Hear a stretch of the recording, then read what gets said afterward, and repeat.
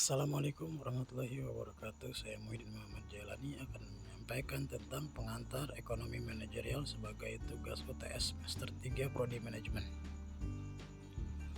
Pendahuluan, ekonomi manajerial merupakan bidang studi yang penting dan sangat berguna karena memberikan dasar untuk mempelajari bidang studi lain di dalam beberapa ahli.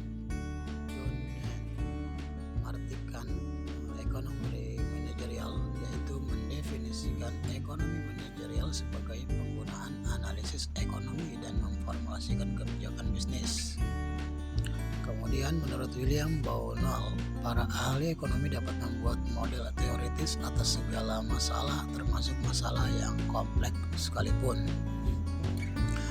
Kemudian ekonomi manajerial didefinisikan sebagai penerapan teori ekonomi dan berbagai alat dalam ilmu pengambilan keputusan atau decision science untuk memecahkan berbagai permasalahan manajerial di dalam suatu organisasi dengan cara yang paling efisien.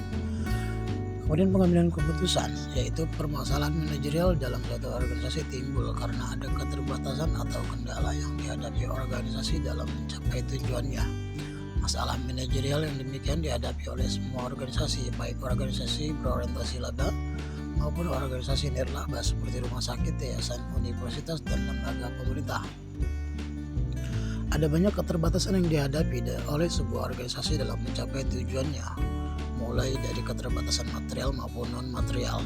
Keterbatasan material antara lain mencakup keterbatasan dalam modal yang dimiliki, jumlah faktor produksi penting yang dapat diperoleh, luas lahan pabrik, atau tingkat teknologi produksi yang digunakan.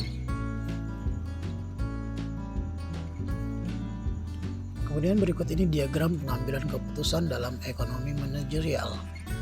Ekonomi manajerial mendapatkan solusi optimal dengan cara masalah pengambilan keputusan manajerial dibagi dua, yaitu teori ekonomi dan ilmu pengambilan keputusan, kemudian disimpulkan ke dalam ekonomi manajerial sehingga mendapatkan solusi yang optimal.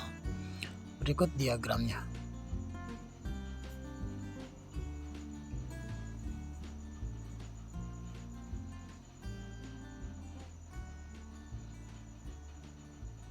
Ekonomi manajerial dan kaitannya dengan ilmu-ilmu lain.